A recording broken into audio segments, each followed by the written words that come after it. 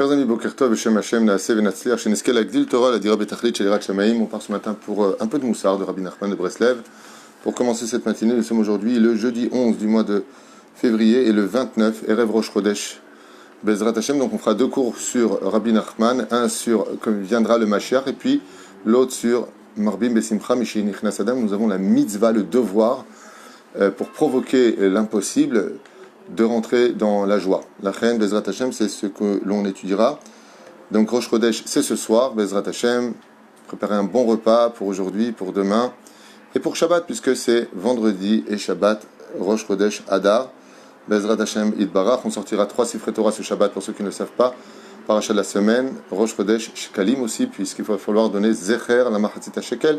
Je rappellerai à tout le monde qu'on a fait énormément de shiurim sur Purim, que vous trouverez sur toratraim.net ou sur l'application, ceux qui veulent la descendre, Rav Twitou. C'est voilà ce que vous pourrez trouver avec l'aide d'Hachem.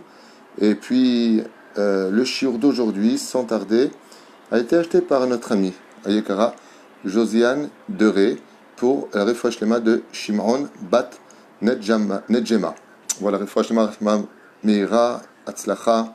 Et en même temps, j'aimerais remercier du fond du cœur tous ceux qui nous soutiennent, vraiment. Toda Rabba. Toda Rabba Mikol Alev, au nom de la Torah, au nom des Avrechim, au nom des familles qu'on aide, au nom du Binyan qui sera une usine de mitzvot. Heureux celui qui mettra sa main avec nous dans ce projet extraordinaire que nous sommes en train de mener à bien. On attend encore une vaada à la mairie, ça prend du temps avec le Covid-19, tout est repoussé constamment parce qu'on n'a pas le droit de se réunir, et patati patata, mais ça avance, grâce à Dieu, ça avance.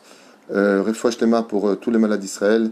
Au Bichlalam, on pensera à Julo, Ben Yasmin, Yadan, Refoua Shlema, Refoua Tenefesh, Fouat, Agouf, René Machlouf, Ben Sarah, Ben Moussa, Moratim Agdosha, Batora, Sarah Talia, Batifrat Miriam, Yanoy, Ben Esther, Chai, Inon, Ben Jessica, Fleuret, Aviva, Aaron, Ben Esther, Changel, Chaya, Ruchama, Esther, Batrivka, Torchar, Ben Israël, qu'on n'entende que de très bonnes nouvelles, les Chulchem, Be'ezrat Hashem Itbarach, et encore Refoua Shlema pour Anaël, Devora, Bat Isabelle Beila, Refoua Shlema, Refoua Tenefesh, Refoua Tagouf, Leda Kala, Rayon Metsuyan, Shimon Ben Simcha, Tamo Bat Hana, Achlama Meira, Bezrat Hashem, Vei Hashem Atov, Refoua Shlema, pour Sarah Laura Bat Simcha Aline, Teila Bat Sarah Laura, Efrat Bat Sarah Laura, Liam Ben Sarah Laura, Yosef Ben Batia. Achlama Meira, Bezrat Hashem, que je vous vienne en aide, il vous donne את כל הנצרך לכם בעזרת השם, לאלף אלפי הבדלים, לעילוי נשמת שלא נדע. גיסי היקר, ז'ורג' אליהו בן שמחה, אליס למשפחת עמר, שני בת פינג'ה, דניס בשמחה בת לולה, ציפורה בת זיליגמן, לוי יהודה, סנה בן אליהו סייד, ג'רר, גרוליק, אהרון, חיים, יוסף בן אסתר, יוסף בן רחל, גט שירה, חיה בת, יוון וסעודה מרים, בת שמחה זרבי מישל, שמחה בת אסתר, דוד אלי, ברוך בן מרסל מיכל, ובכן האישה עצמה מרת שרה בת חנינה עליה השלום, שגם הלכה לבית עולמה, וכן עוד הרבה שאול דניאל ז'אוי היקר, שגם הוא הלך לבית עולמו, דניאל ניסים בן חיים וחיה, אם אני לא טועה, משפחת ז'אוי, רוח השם תנחנו בגן עדן עליון. Et on commence notre shiur avec les Dachem sur quelques enseignements de Rabbi Nachman de Breslev, de Rabbi Josiane Deré qui est toujours avec nous. Et je vous rappelle que vous pouvez acheter des shiurim pour la Refoua Shlema, pour un anniversaire, l'Elef Al-Favdim pour un décès. Quoi que vous fassiez, Todarabah, cet argent nous sert à payer les Avrechim entre autres, à soutenir les familles, à payer les loyers. Il y a beaucoup de frais aussi à Oel Moshe Ammon. Aval Akol Me Hashem Itbarach V'Yitalei Shmo La'ad. Alors, En Ben David Ba, nous dit Rabbi Nachman, Ela Bishnat Beracha. Quand il y aura du Shefa, Bezrat Hashem, quand il y aura beaucoup d'abondance, le Mashiach viendra. Et quel rapport avec le mois de Hadar et le mois et le fait qu'on parle du Mashiach? Tout simplement parce que le mois de Hadar nous prépare à arriver au mois de Nissan pour vivre la Géoula. Et un des plans numéro 1 de la Géoula, c'est qu'on devra faire preuve de deux choses. La première, Todarabah, c'est gentil d'avoir écrit que le cours en manquait hier. Comme j'ai fait beaucoup de cours, j'ai voulu laisser un vide hier, volontairement, pour que les cours d'avant-hier, comme ils sont très nombreux, puissent être vus pour hier. Mais c'est très touchant, Todarabah. D'ailleurs, je reçois beaucoup de messages de partout, de gens qui se renforcent grâce au shiurim, qui m'écrivent, qu'ils ont changé leur vie, qui s'améliorent, et c'est vraiment un très beau cadeau qui m'encourage à continuer à faire des shiurim. Mais moi, en ce qui me concerne, je peux en faire Blissof, Enibaya, Baruch Hashem. Alors pourquoi je vous dis ça? Parce que le Mashiach a besoin, pour se dévoiler, qu'on lui prépare deux socles de pieds. La Emouna, comme dit le Rav Dessler, dans Mechtav Eliyahu. Donc la Emouna, il faudra avoir beaucoup d'Emouna, et la Emouna ne peut venir que quand on est dans l'obscurité, quand ça ne va pas. Alors on sort sa Emouna, mais quand tout va bien, on n'a pas besoin d'Emouna, vous le savez. Et la deuxième chose, c'est la Simcha. Il est très difficile de réparer la joie, parce que nous avons trop d'événements difficiles qui nous tapent au visage toutes les 2 secondes, toutes les 2 minutes, toutes les heures, toutes les. Et comme a dit le Rabbi Lubavitch, quand tu lui as posé la question, il y a un très très beau dicton du Rabbi Lubavitch, j'aimerais vous le lire. J'aime tellement ce Rav. Magnifique, dicton du Rabbi Lubavitch, j'espère que je ne l'ai pas effacé. Peut-être que si, peut-être que non, j'en sais rien. Voilà. Je vous lis un truc qui m'a été envoyé du Rabbi Lubavitch. Très très important à écouter. Une fois, quelqu'un écrit une lettre au Rabbi en disant « Rabbi, ma vie est triste ». Le Rabbi lui répondit « La combinaison vie et triste n'existe pas. Quand il y a de la vie, il n'y a pas de tristesse, ça veut dire. La vie est un cadeau, la vie, c'est la divinité, et la vie ne peut donc pas être triste.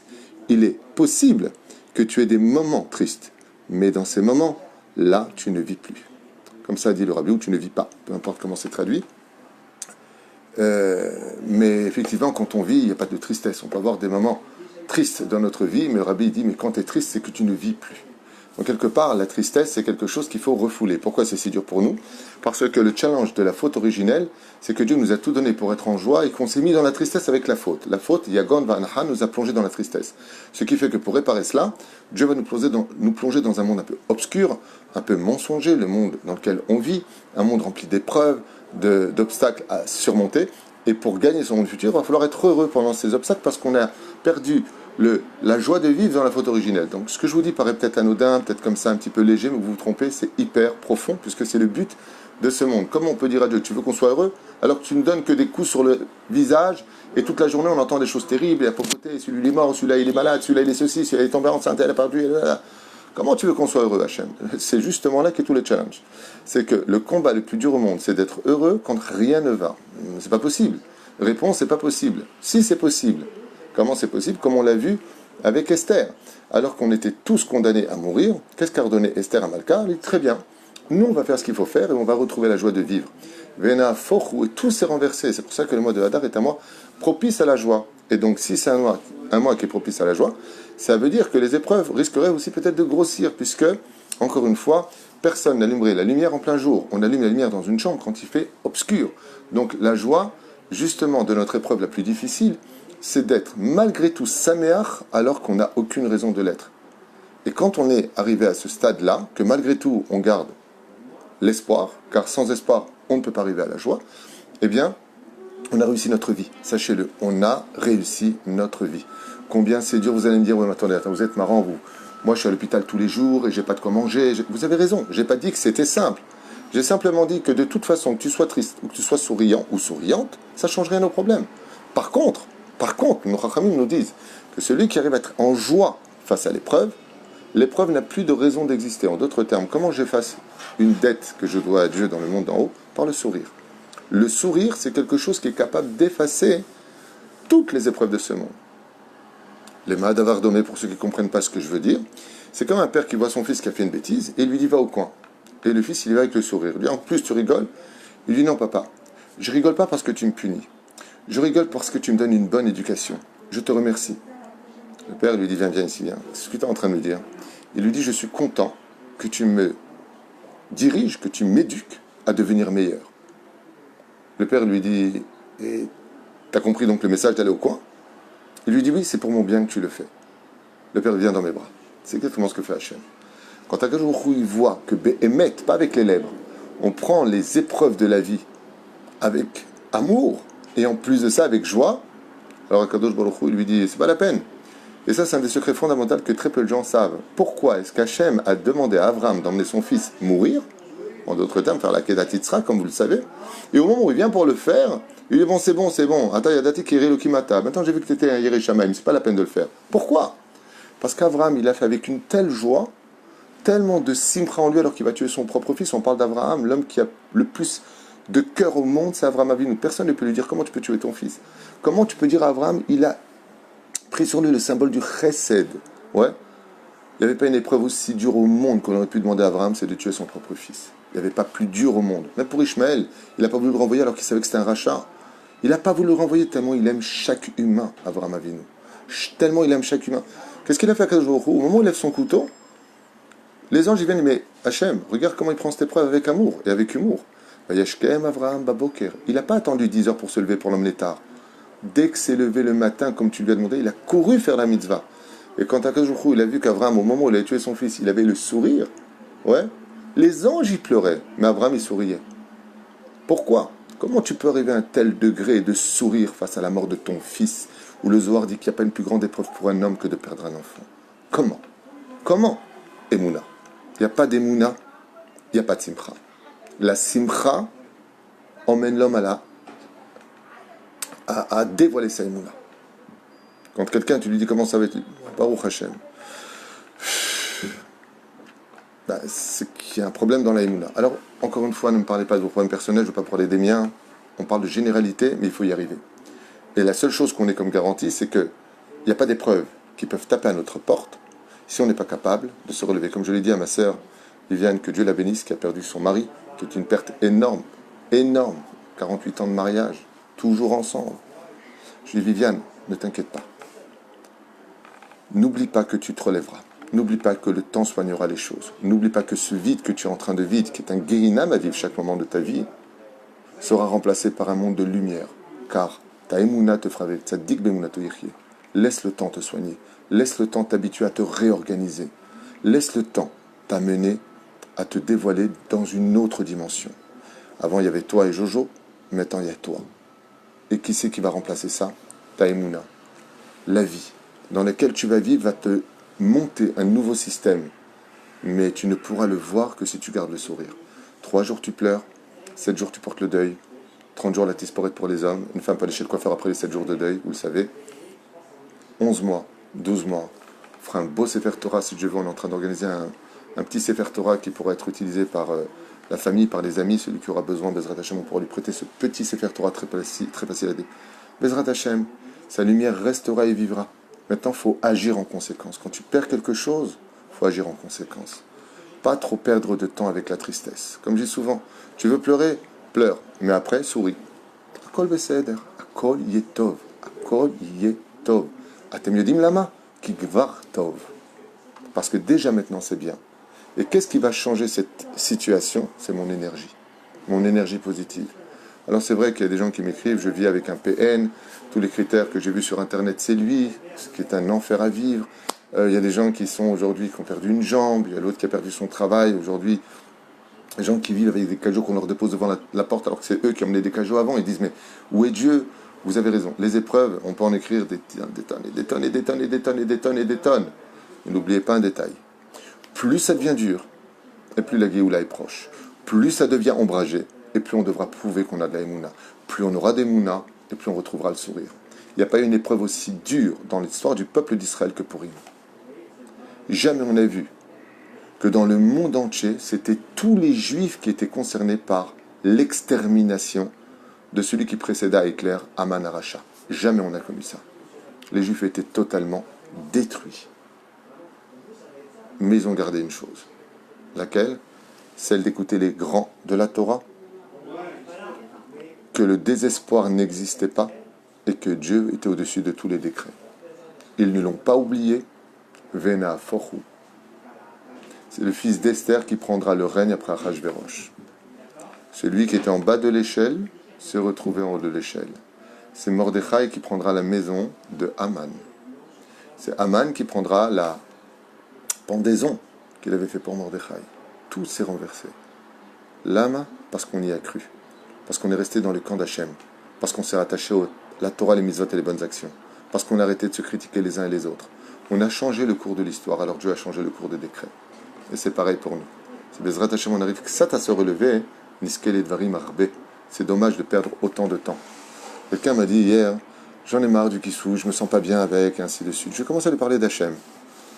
Et elle m'a dit, Baruch Hashem, ça m'a vraiment donné la force de garder le Kissou par amour pour Hachem. J'ai expliqué combien Dieu nous aimait. Combien si Dieu se montrait une seule seconde, on courrait vers lui, quitte à oublier ses propres enfants. son propre mari, je lui ai dit, tu courrais vers Hachem. On n'a pas notion de combien Dieu nous aime et combien, quand il nous met à l'épreuve, cela ressemble à une opération chirurgicale pour nous soigner d'un mal qui aurait pu nous tuer. Le Yedim Kamaouev Otanu. Et celui qui vous parle, c'est pas quelqu'un qui est dans les draps et tout va bien. Je suis bourré d'épreuves comme vous et j'en ai de tous les côtés. Et on m'appelle de tous les côtés. À part mes problèmes, j'ai le problème de beaucoup de gens qui m'appellent. Et Azma, Akol Tov, Baruch Hashem, Veyetov, Kidvar Tov. Tzach lishmor al ze, Bezrat Hashem itbarach. Qu'est-ce que nous enseigne Rabbi Nachman de Breslev?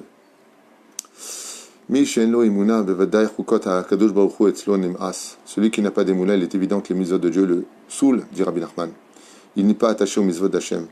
À propos de Mashiach Yavo, alors par contre, cette phrase-là, j'ai même demandé à des amis qui connaissent l'étude, ils n'ont pas compris non plus ce qu'il voulait dire. C'est très ambigu comme phrase, j'ai du mal à la traduire, je la comprends, mais j'ai du mal à comprendre ce qu'il veut dire. Mishe Enlo Emuna. Non, pardon. Mashiach Yavo Befeta Pitom. Donc il dit que, tout le monde le sait, Mashiach viendra de façon soudaine, à un moment où personne ne s'attendra qu'il vienne. Donc déjà, rien qu'avec cette phrase-là, selon Rabbi Nachman, personne ne doit dire, ah, ce Pessah il vient, le Pessah d'après il vient. Tu peux pas. Pourquoi? Pitom. Pitom veut dire à un moment où personne ne l'attendra. À un moment précis où, qu'est-ce qui se passe dans le monde? Mashiach est en train de se dévoiler. Comment? Il est en train de changer le cours des choses. C'est là. Omer Kacha, José Ndere, Ken, c'est pour vous ce chiot, c'est vous qui l'avez acheté pour la fois Shlema. Que Dieu vous bénisse d'être toujours avec nous ainsi que tous les autres.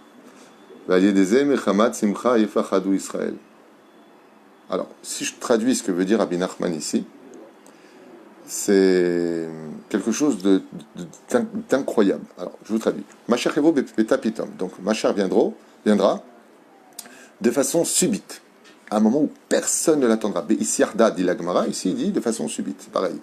Valier d'Ezé, et par ce biais-là, Mechamat Simcha, la joie sera tellement grande, Yefahadou Israël. On aura peur. Alors, quand j'expliquais ça, que j'étudiais ça il y a longtemps avec quelqu'un qui se connaît bien dans l'étude de Rabbi Nachman, on a conclu que la joie sera si grande qu'on aura peur de la perdre. Tellement on montera haut qu'on dira oh, cette jouissance est tellement importante qu'on en aura peur. Moi j'ai compris une chose, c'est parce qu'on a peur qu'on s'interdit d'être heureux. Une fois on m'a posé la question il y a bien longtemps de cela, pourquoi les gens sont si malheureux dans ce monde? J'ai répondu une phrase qui venait de mon étude, bien sûr, moi j'ai rien à dire, rien à vendre, je dis simplement ce que je comprends de mon étude, peut-être que je me trompe, possible. Mais même sur le domaine psychologique, j'ai remarqué que les gens n'étaient pas heureux parce qu'ils se l'interdisaient. C'est-à-dire qu'on est dans une génération où on a peur d'être heureux, on a peur de croire au bonheur. Et donc on n'ose pas pénétrer cet univers, on n'ose pas franchir cette ligne d'être heureux. Et si des gens me disent, vous êtes marié avec ma femme, vous êtes marié avec mon mari, vous avez mes épreuves, vous avez des enfants handicapés, vous avez ce que nous on subit. Vous avez raison, j'ai pas dit le contraire. D'accord. J'ai pas dit que c'était simple. Moi je connais une femme ici qui a plusieurs enfants handicapés, qui hurlent, qui cassent tout à la maison. Elle n'a pas de vie cette femme. Comment tu veux qu'elle soit heureuse? Comment tu veux qu'elle soit heureuse? Alors j'aimerais vous dire un secret. Si on annonçait à cette femme que toutes les souffrances qu'elle subit sauvent la vie à de milliers de juifs dans le monde qu'elle ne connaît pas. Si on annonçait à cette femme qu'elle est en train de réparer l'arbre de la connaissance du bien et du mal et que grâce à elle, la Géoula se rapproche plus vite, est-ce qu'elle souffrirait plus ou moins? Réponse, la souffrance n'existe dans ce monde que quand on ne comprend pas pourquoi on la vit. Par exemple, vous allez chez le dentiste et il est en train de vous faire très mal. Il creuse la dent. Ok? Il vous a pas mis assez d'anesthésie. Vous allez avoir mal, mais est-ce que vous allez être triste? Non. Vous savez pourquoi? Parce que vous comprenez pourquoi il le fait. Vous comprenez qu'il va vous mettre un pansement, qu'il va retirer peut-être le nerf parce que c'est pas réparable. Il est en train de vous guérir. Mais comme vous comprenez, vous avez mal, mais vous n'êtes pas triste. Quand tu viens et que tu as mal, tu sors de chez le dentiste et que tu es triste, non, j'ai mal. Si tu as mal, tu es triste. Non, mais comme je comprends, j'ai pas de problème. Les personnes qui souffrent en ont marre de souffrir parce qu'elles ne comprennent pas ce que Dieu veut chez eux. Qu'est-ce que tu veux chez moi pour faire autant de problèmes? Mais si Akadosh Baruch Hu, comme j'avais donné il y a très longtemps de cela une image d'un homme qui s'est endormi et qui fait un rêve. Il fait un rêve. Et dans le rêve, on lui annonce Lo alenu velo alechem, que son fils lo alenu velo alechem, a fini son tikkun et qu'il doit partir. Maintenant, lui, dans les rêves, il voit que c'est un rêve de vérité. Chas v'shalom. Et il dit à l'ange qui vient lui annoncer cette nouvelle, tu as beaucoup de mérite, tu es un homme de Torah, kol hakavod, tout le bien que tu fais, la tzedaka que tu as donné. Mais ton fils, il doit partir. Il a fini son tikkun. Et là, la personne dit, tu sais quoi? Laisse mon fils et prends tout ce que je possède. Dans le rêve, l'ange lui dit, très bien. Alors demain matin, à 10h du matin, tu vas recevoir une nouvelle qui va te ruiner. Et tu pourras garder ton fils. Mais je suis obligé de prendre ou le sang de ton fils, ou le sang de ton argent, puisque l'argent et l'âme s'appellent damim, damim. D'accord? Damim veut dire de l'argent en hébreu, damim veut dire aussi le sang de l'homme. Tzedaka tatim limavet. Et l'homme, très heureux, dit à l'ange, Baruch Hashem, ne me touche pas mon fils, car à quoi me servirait toute cette richesse si j'avais plus de fils? Je ne pourrais plus retrouver le sourire. L'ange lui dit avant de partir, demain matin à 10h, tu recevras un coup de téléphone qui te ruinera. À ce moment-là, l'homme se réveille, il va dans la chambre, il regarde son fils. Il dit, je suis prêt à tout perdre pour te garder en vie. À 10h, le téléphone sonne. Il répond et on lui annonce une nouvelle catastrophe. À la bourse, ça s'est effondré. Il a non seulement perdu ses gains, mais il a tout perdu. Quand il raccroche, je vous pose une question. Il est heureux ou il est malheureux? Il a mal d'avoir perdu, mais il est heureux d'avoir gardé son fils, parce qu'il sait pourquoi il a perdu. La souffrance dans ce monde est généralement véhiculée, nourrie par le manque de connaissances. Et comme on n'a pas toutes les connaissances, et qu'on ne peut pas dire à Dieu, hey, Dieu, pourquoi tu m'as fait ça aujourd'hui? Alors Dieu nous dit, Joker, Emouna, Emouna, Emouna, Emouna. Et la reine Bezrat Hashem, c'est parce qu'on a cru en la valeur de la Torah des mitzvot, qu'on a jeûné, on a cru en la valeur du jeûne, on a cru en la valeur de la prière, on a adhéré au fait qu'il faut écouter Mordechai, le Gdol Hador, on a mis les pieds dans le bon camp d'Hachem, alors tout s'est renversé pour nous, les Tova Belibracha. Voilà ce que vient nous annoncer le mois d'Adar, la naissance du Melech HaMashiach. Shavo Mashiach Hazai, Kol Asarim Shel Ma'ala Veshel Mata, Yehalu, Aval Arshav, Sheyesh Elia Le'ezesar, Hazai Israël Cholim. Quand viendra le Melech HaMashiach, tous les ministres des nations du monde s'effondreront, et tant que eux sont en haut, c'est nos ministres à nous, comme Michael, Gabriel, Uriel, Raphaël, qui sont faibles, et c'est à nous de leur donner la force à travers les mitzvot que nous faisons et la hardout que nous avons sur terre. Sophia Yekara, Shalom Uvracha Tzedeket. L'atid lavo kol echad hazair, bechavero bashanim, yeh yoter lema'ala. L'atid lavo kol echad hazair, bechavero bashanim, yeh yoter lema'ala. À la fin des temps, celui qui était plus jeune sera plus que l'autre. Il y a des choses des fois qui demandent beaucoup plus de temps à l'étude. Lo charva Yerushalayim et la bishvil chilulei Shabbat. Et là, Rabbi Nachman nous dit, pourquoi est-ce que Yerushalayim a-t-elle été brûlée? À cause de quelle faute le monde a été détruit? Et il répond ici, parce qu'on ne faisait pas Shabbat à l'époque. Et qu'est-ce que dit la Gemara? Pourquoi est-ce que la ville de Shimon a été passée au fil de l'épée? Vous savez qu'il y a une ville en Israël qui est passée au fil de l'épée, ils ont tué tous les habitants. Et la réponse est très dure dans la Gemara. Mishum Shem Sarkim Kadou Regal Be Shabbat, parce qu'ils jouent au foot le Shabbat, dit la Gemara. Ou Bitlu Kiryat Shema Shacharit Ve'arvit, ils ont arrêté d'aller à la synagogue prier Shacharit Ve'arvit, faire le Kiryat Shema. Ou Bitlu Tinokot Shel Bet Rabban, ils ont commencé à critiquer les Talmud Torah et ne les ont plus emmenés, dit Rabbi Nachman de Breslev, dans les Talmud Torah. Velo Aya Lahem Boshet Panim Zemizé, et la honte avait disparu à l'époque du temple. Rabbi Nachman nous dit pourquoi est-ce que tout ça a été détruit? Parce que les gens n'avaient plus honte de faire du mal à l'autre, n'avaient plus honte de mentir, n'avaient plus honte de servir le Satan, en d'autres termes. Taveichvu Katon Gadol, et il n'y avait plus de différence entre le petit et le grand. Il faut toujours avoir du respect pour les personnes plus âgées que nous, Vegam, Lochechouze Edze, et il ne faisait plus de remontrances l'un à l'autre, il n'arrivait plus à trouver les paroles qui pouvaient ramener l'homme au raisonnement. Gam Bizou Talmidei Chachamim, c'est incroyable ce qui est marqué ici. Il commençait déjà à critiquer les Talmidei Chachamim, ouais, tu vois pas sur, ils veulent tout que de l'argent, ils veulent que ceci, ils veulent que cela. Gam Paskum Meno, Anche Amana, et l'Aïmouna commençait à disparaître de ce monde. C'est pour ça que le Beth Amikdash a été détruit. On dirait que les choses se répètent aujourd'hui. Celui qui comprendra que la fin des temps sera essentiellement fait par le signe de la Tzedaka, c'est-à-dire que Dieu mettra les gens dans une telle situation qu'il faudra constamment aider. Et pourquoi tout cela? Eh bien, c'est comme une voiture qu'on est en train de pousser, parce que la batterie est morte depuis 2000 ans. Et on va la pousser. Maintenant, on est presque sûr, maintenant on est épuisé de pousser. Ça y est, comment tu peux pousser une voiture sur la route? Et celui qui est volant te dit encore. Ainsi sera la Géoula. quand tu verras que la tzedaka sera obligée de se multiplier, qu'on t'appellera, il n'y a pas pour Shabbat, il n'y a pas pour le Kollel, il n'y a pas, de partout, comme jamais on l'a connu. Il dit c'est parce que le moteur va commencer vraiment à s'enclencher, la Géoula va nous emmener, parce que celui qui a poussé la voiture, comme il a poussé la voiture, comme il a donné de la tzedaka, comme il a soutenu les familles, la Torah, les mitzvot, les masim tovim, il rentrera dans la voiture, elle va rouler toute seule. Maintenant c'est la voiture qui le portera. En d'autres termes, tout l'argent donné à la tzedaka au bon endroit si Dieu veut, que ce soit chez nous ou d'autres, je ne suis pas en train de dire que nous sommes les seuls et uniques, peu importe, soutenez la Torah là où elle est, Bezrat Hashem Barar, eh bien, il sera très important de comprendre que, en réalité, l'essence que tu as mis dans sa voiture pour qu'elle roule, c'est pour qu'elle t'emmène toi-même là où il faut aller. Donc, quand vous donnez beaucoup de tzedaka, surtout ne regrettez pas et ne dites pas ah ouais, mais attends, je peux plus.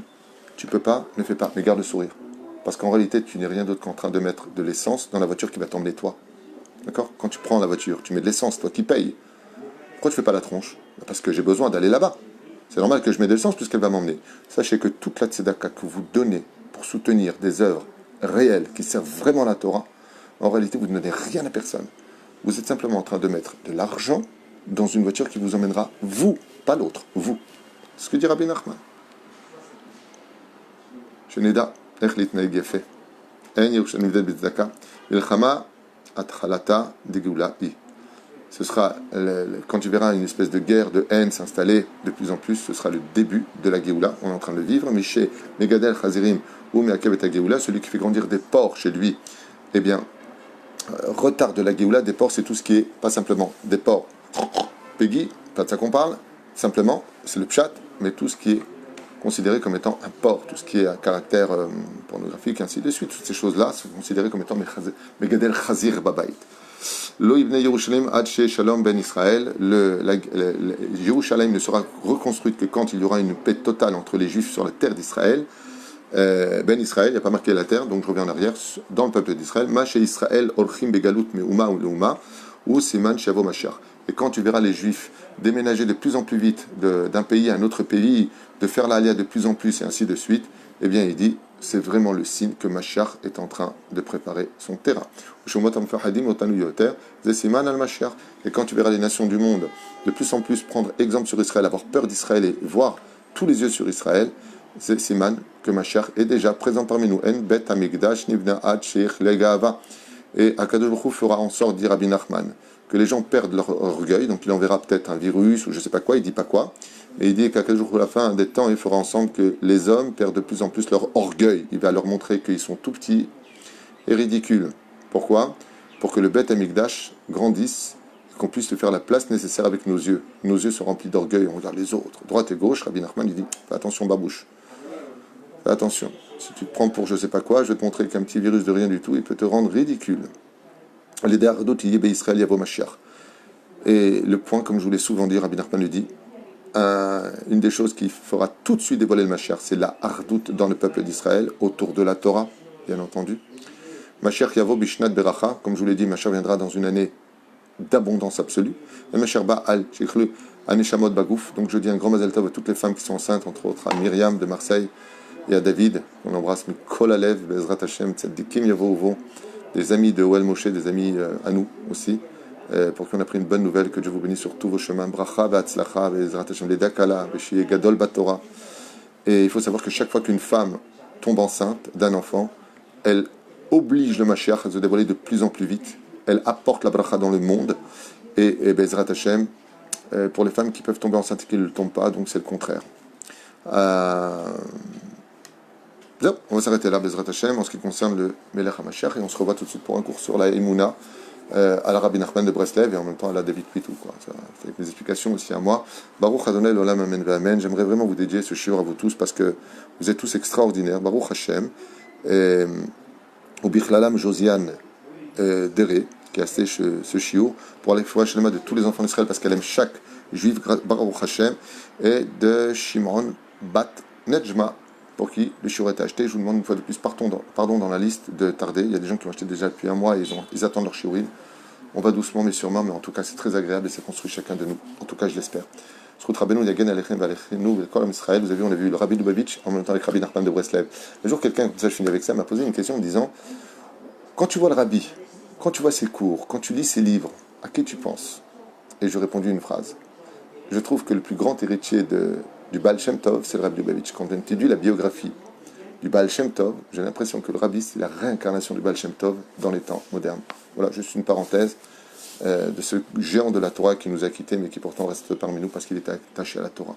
À suivre comme exemple, tout celui qui s'attache à la Torah, même s'il part de ce monde, il vit toujours avec nous. Kol Touv, à tout de suite. Non, pas tout de suite, à plus tard. J'ai un rendez-vous qui arrive donc pour le prochain shiur. Kol Touv.